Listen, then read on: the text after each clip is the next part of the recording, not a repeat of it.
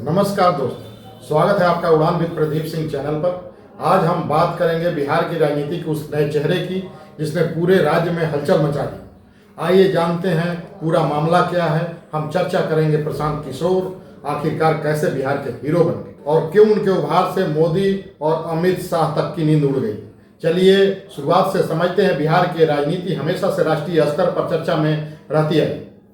ऐसे में जब बात बिहार के मौजूदा राजनीति की आती है तो एक नाम बहुत तेजी से सामने आता है और वह है प्रशांत किशोर यानी पीके। पहले वह एक चुनावी रणनीतिकार के रूप में जाने जाते थे, लेकिन अब उन्होंने खुद को बिहार की राजनीति में एक सक्रिय नेता के तौर पर स्थापित करना शुरू कर दिया। सबसे पहले बात करते हैं उनके जन स्वराज यात्रा की, लोगों की सोच में बदलाव लाने की और उन्हें सीधे जोड़ने के लिए प्रशांत किशोर ने जन स्वराज यात्रा की शुरुआत की। इस यात्रा में वे गांव-गांव जाकर जनता की बातें सुनते हैं, समस्याओं को समझते हैं, समाधान का आश्वासन देते हैं। गौर करने वाली बात यह है कि यही उन्हें अन्य नेताओं से अलग बनाता है। आज की तारीख में बिहार की जनता यह महसूस कर रही है कि उनके बीच कोई ऐसा भी है जो सिर्फ वोट लेने के लिए नहीं बल्कि उनकी समस्याएं जानने और उस पर गंभीरता से काम करने के लिए आया। अब जो आप जानने जा रहे हैं वह चौंका देगा। यही कारण है कि लोग पीके को बिहार का हीरो कहने लगे। अब बड़ा सवाल यह उठता है कि भारत और उसके शीर्ष नेताओं की चिंता क्यों बढ़ गई। क्योंकि बिहार की राजनीति में नया चेहरा और नया विकल्प उभरने का मतलब है कि जो पारंपरिक वोट हैं, पारंपरिक वोट बैंक हैं, उनकी राजनीति और गठबंधन की मजबूती पर खतरा मंडरा। इसका असर आने वाले दिनों में साफ दिखाई देगा। इसलिए कहा जा रहा है कि प्रशांत किशोर के उभार ने अमित शाह और मोदी तक की नींद उड़ा दी है। अब आगे की कहानी सुनिए। आइए जानते हैं प्रशांत किशोर की पृष्ठभूमि विस्तार से। प्रशांत किशोर के नाम आज भारतीय राजनीति में किसी परिचय का मोहताज नहीं है, लेकिन उनकी यात्रा राजनीति से शुरू नहीं हुई थी। वे मूल रूप से पेशे से पब्लिक हेल्थ एक्सपर्ट रहे हैं और उन्होंने लंबे समय तक संयुक्त राष्ट्र यानी कि यूएन जैसे अंतर्राष्ट्रीय संस्थाओं में काम किया। इससे साफ हो जाता है कि पीके राजनीति में आने से पहले की जनता की जरूरतों को गहराई से समझ चुके। अब सुनिए असली ट्विस्ट। पीके का यूएन में रोल क्या था और वे मोदी के संपर्क में कैसे आए। साल 2010 में प्रशांत किशोर ने फिर से यूएन की एक संस्था यूएन मिशन ज्वाइन की और अफ्रीका के 4 देशों में काम करने। इस दौरान उन्होंने भारत के प्लानिंग कमीशन की एक स्टडी मिली जो सबसे पिछड़े राज्यों को हेल्थ सेक्टर की खराब स्थिति पर आधारित थी। प्रशांत ने इस स्टडी को नए सिरे से तैयार किया और डेटा के जरिए साबित किया कि अमीर और डेवलप माने जाने वाले राज्यों में भी हेल्थ सेक्टर उतना ही खराब है जितना अमीर राज्यों में। तो कुल मिलाकर मामला यह है कि राजनीति में आने से पहले ही पीके ने सिस्टम की खामियां और हकीकत को गहराई से समझ लिया था। अब सबकी नजरें इस पर टिकी है कि आगे पीके का यह सफर बिहार और देश की राजनीति को किस दिशा में ले जाएगा। उन्होंने अपना पेपर प्रधानमंत्री मनमोहन सिंह को भेजा और एक कॉपी गुजरात के तत्कालीन मुख्यमंत्री नरेंद्र मोदी को भी दी। अब आप सोच रहे होंगे कि आगे क्या होगा। नरेंद्र मोदी ने प्रशांत की योग्यता को देखा और उन्होंने अधिकारियों के माध्यम से उन्होंने सोशल मीडिया और सोशल सेक्टर पॉलिसीज पर काम करने का ऑफर दिया। साल 2010 में प्रशांत दिल्ली से सीधे गांधीनगर पहुंचे और मोदी से मिलने के लिए तैयार हुए। अगले साल गुजरात में चुनाव होने वाले थे। मोदी ने प्रशांत में प्रचार की नई तकनीकों का इस्तेमाल करने की क्षमता देखी। यही असली ट्विस्ट था। इस तरह प्रशांत किशोर मोदी के लिए प्रचार रणनीतियों का हिस्सा बन गए। साल 2012 में गुजरात में विधानसभा चुनाव होने वाले थे। चलिए शुरुआत से समझते हैं कि उन्होंने क्या किया। नरेंद्र मोदी ने प्रशांत किशोर को अपने प्रचार अभियान में शामिल किया। प्रशांत के चुनाव प्रचार में कई नई तकनीकें अपनाने का विचार रखा। अब जरा आंकड़े देखिए। देश में पहली बार 3D टेलीकास्ट की तकनीक को चुनाव में इस्तेमाल किया गया। इसके जरिए मोदी गांधीनगर से ही अलग अलग शहरों में भाषण दे सकते थे। इसका सीधा असर यह हुआ कि मोदी को अन्य पार्टियों के मुकाबले बड़ा फायदा मिला। इस चुनाव में नरेंद्र मोदी की जीत हुई और वे तीसरी बार गुजरात के मुख्यमंत्री बने। कुल मिलाकर मामला यह है कि वह जीत के पीछे प्रशांत किशोर का दिमाग और उनकी रणनीतियां थी। इसके बाद प्रशांत किशोर का ऑफिस मोदी के सरकारी आवास के ऊपर की मंजिल पर स्थापित किया गया। उन्होंने association of series for accountable governance यानी काग बनाई, जिसका काम मोदी के लिए चुनाव प्रचार के नए नए तरीके खोजना था। और अब यह तय करना मुश्किल है कि मोदी की लोकप्रियता ज्यादा काम आई या पीके की रणनीति, लेकिन इतना तो तय है कि यह सफलता ने उन्हें राजनीति में प्रमुख स्थान दिलाया। गुजरात चुनाव में सफलता मिलने के बाद भी प्रशांत किशोर का संबंध बीजेपी के अन्य नेताओं खासकर अमित शाह के साथ सहज नहीं रहा।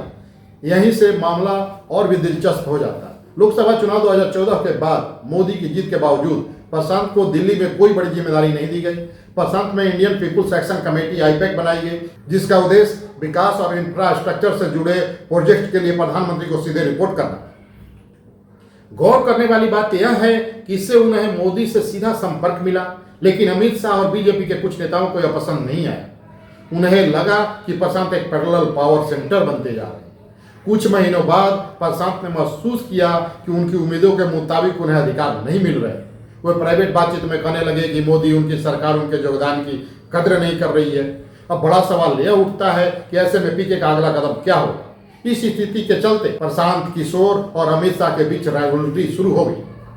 अमित शाह ने जवाब न मिलने पर प्रशांत नीतीश कुमार के पास चले गए, जो उस समय मोदी शाह के विरोधी थे। यानी कहानी में अब नया मोड़ ले लिया था। इस तरह प्रशांत किशोर मोदी शाह खेमे के विरोध में नीतीश के साथ जुड़ गए। प्रशांत किशोर ने अमित शाह से राइवलरी के बाद नीतीश कुमार के साथ काम शुरू किया। दिसंबर 2014 में प्रशांत ने नीतीश से पहली बार दिल्ली में मुलाकात की और शर्त रखी कि जीतन राम मांझी को हटा करके नीतीश खुद बिहार के मुख्यमंत्री बने। नीतीश ने प्रशांत की सलाह मानी और फरवरी 2015 में मुख्यमंत्री बने। इसका असर आने वाले दिनों में बिहार की राजनीति पर गहरा प्रभाव पड़ा। प्रशांत ने बिहार चुनाव के लिए अपनी कंपनी आईपैक को दोबारा सक्रिय किया और नीतीश कुमार के प्रचार अभियान का नेतृत्व संभाला। गुजरात की तरह ही बिहार में प्रशांत ने नीतीश के घर को अपना कार्यालय बनाया। चुनाव चुनौतीपूर्ण था, क्योंकि 2014 लोकसभा चुनाव में नीतीश कुमार को केवल 2 सीटें मिली थी। मोदी से मुकाबला करने के लिए नीतीश ने लालू यादव और आरजेडी और कांग्रेस के साथ महागठबंधन बनाया।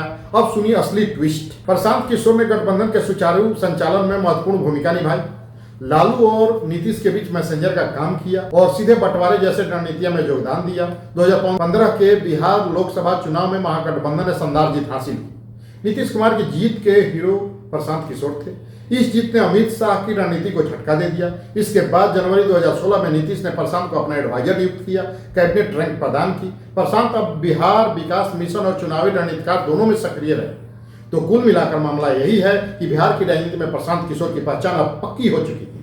उन्होंने बीजेपी के खिलाफ सबसे बड़ी पार्टी कांग्रेस पर काम करना शुरू कर दिया। 2017 में पंजाब और उत्तर प्रदेश के चुनावों के लिए उन्होंने रणनीति बनाने की जिम्मेदारी दी गई। उत्तर प्रदेश में कांग्रेस की वापसी के लिए प्रशांत ने प्रस्ताव रखा कि प्रियंका गांधी को चुनाव प्रचार का चेहरा बनाया जाए। हालांकि हाईकमान ने इसकी बात नहीं मानी और शीला दीक्षित को मुख्यमंत्री उम्मीदवार घोषित कर दिया। अब सबकी नजरें इस बात पर थी कि इस फैसले का असर चुनाव नतीजों पर क्या होगा। स्थानीय बनाम बाहरी की बहस के जरिए मोदी शाह की बाहरी दिखाने की रणनीति अपनाई गई, लेकिन 2003 विधानसभा चुनाव में कांग्रेस को केवल 7 सीटें मिली। आइए जानते हैं पूरा मामला क्या है और पंजाब में कांग्रेस के जीत के पीछे कैप्टन अमरिंदर सिंह का करिश्मा, अकाली दल के खिलाफ 10 साल की एंटी इनकम्बेंसी थी। उत्तर प्रदेश की हार ने प्रशांत के करियर पर सवाल खड़े कर दिए, क्योंकि यह साफ दिखा कि जहां रणनीतिकार का प्रचार और अच्छा प्रोडक्ट था, वहीं वे सफल हुए। और 2017 के बाद नीतीश ने महागठबंधन का साथ छोड़कर बीजेपी के साथ हाथ मिला लिया, जिसके बाद प्रशांत किशोर का बिहार में एडवाइजर का कार्यकाल समाप्त हो गया। उत्तर प्रदेश के हार ने प्रशांत किशोर के करियर पर सवाल खड़े कर दिए थे, क्योंकि यह साफ दिख रहा था जहां रणनीति का और प्रचार का अच्छा प्रोडक्ट था, वहीं सफल हुए। गौर करने वाली बात यह है कि प्रशांत अपनी रणनीतिक सोच और अनुभव के बावजूद पार्टियों के आंतरिक संघर्ष और विरोधाभास के कारण हमेशा सीमित सफलता ही पाई। अब आते हैं असली कहानी पर। प्रशांत किशोर की असली पहचान एक चुनावी रणनीतिकार के रूप में जन नेता बनने की शुरुआत उनके जन स्वराज यात्रा से। यह यात्रा उन्होंने अक्टूबर 2022 में पश्चिम चंपारण से शुरू की थी। अब बड़ा सवाल यह उठता है कि इस यात्रा का मकसद क्या था। इस यात्रा का मकसद था बिहार के हर गांव, हर कस्बे तक पहुंचना, जनता से सीधे जुड़ना, उनकी समस्याओं को सुनकर आगे की रणनीति रोड मैप तैयार करना। यात्रा का तरीका भी अलग। पीके ने इस यात्रा को केवल राजनीतिक प्रचार नहीं बनाया, बल्कि इसे जन संवाद का मंच बना दिया। वे साइकिल या पैदल गांव में पहुंचते, पंचायत स्तर पर बैठक करते और लोगों की राय सुनते। इस दौरान न केवल उन्होंने नेताओं और अधिकारियों की नाकामी उजागर की, बल्कि जनता को यह एहसास दिलाया कि उनकी आवाज भी मायने रखती है। तो कुल मिलाकर मामला यही है कि पीके ने इस यात्रा को खुद को जनता का असली नेता बनाने की दिशा में कदम रखा। यात्रा में उन्होंने ऐसे मुद्दे बार बार सामने रखा जो बिहार का असली परेशानियां, जैसे शिक्षा की बदहाली, यानी कि सरकारी स्कूलों की खराब स्थिति और युवाओं का पलायन, स्वास्थ्य सेवाएं यानी कि गांवों में अस्पतालों की कमी और डॉक्टरों की अनुपस्थिति, बेरोजगारी, बिहार के युवाओं को काम की तलाश में बाहर जाना। पलायन, बेहतर जीवन के लिए परिवारों को बड़े पैमाने पर अन्य राज्यों में पलायन करना। अब सुनिए असली ट्विस्ट। इस यात्रा के दौरान पीके की छवि बड़ी बड़ी बात करने वाले नेता की नहीं बनी, बल्कि सुनने वाले और समझने वाले नेता की बनी। लोग उन्हें जमीन से जुड़ा हुआ महसूस करने लगे। खासकर युवा और पढ़े लिखे तबके जो लंबे समय से नेताओं से नाराज थे, वह पीके की तरफ आकर्षित हुए। जन सुराज ने यह साफ कर दिया कि बिहार में पारंपरिक नेताओं के विकल्प की तलाश हो रही है। इसलिए कहा जा रहा है कि पीके न केवल बिहार की राजनीति में हलचल मचाई है, बल्कि खुद को जनता के नेता के तौर पर पेश किया। अब आते हैं भाजपा पर। बिहार की राजनीति में भाजपा लंबे समय से सक्रिय है, लेकिन उनकी पकड़ यहाँ उतनी मजबूत नहीं रही जितनी उत्तर प्रदेश या मध्य प्रदेश में। भाजपा अक्सर गठबंधन की राजनीति पर निर्भर रही, चाहे नीतीश कुमार की जेडीयू हो या पासवान की एलजेपी। अकेले दम पर भाजपा की वोट बैंक सीमित रहा। अब बड़ा सवाल यह उठता है कि प्रशांत किशोर की उभार भाजपा के लिए चुनौती क्यों है? कारण साफ है, नई राजनीति का मॉडल। भाजपा की राजनीति जहां हिंदुत्व और जातीय समीकरणों पर आधारित है, वहीं पीके के विकास, शिक्षा और रोजगार जैसे मुद्दों को केंद्र में रखते हैं। जनता का सीधा जुड़ाव।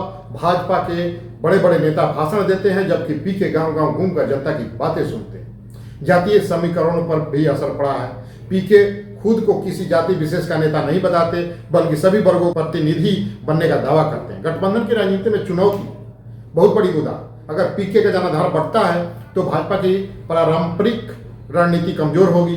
गौर करने वाली बात यह है कि भाजपा अब तक विपक्ष को टुकड़ों में बांटकर जीतती रही, लेकिन पीके के जन सुराज आंदोलन विपक्ष को एकजुट करता दिख रहा है। इसलिए कहा जा रहा है कि प्रशांत किशोर का उभार भाजपा के लिए नई रणनीति और अप्रत्याशित चुनौती बन गया। और यही वजह है कि मोदी और अमित शाह तक की नींद उड़ी। दोस्तों, अगर आपको यह वीडियो पसंद आया हो तो इसे लाइक और शेयर जरूर करें। आपकी राय हमारे लिए बहुत अहम है, इसलिए कमेंट में बताइए कि क्या आपको लगता है कि प्रशांत किशोर बिहार की राजनीति में बड़ा बदलाव ला सकते हैं। और हाँ, अगर आपने अभी तक चैनल को सब्सक्राइब नहीं किया है तो तुरंत कर लीजिए, ताकि ऐसे ही महत्वपूर्ण विषयों पर हमारी नई वीडियो सबसे पहले आप तक पहुंच सके। मिलते हैं अगले एपिसोड में, तब तक के लिए जय हिंद, जय भारत।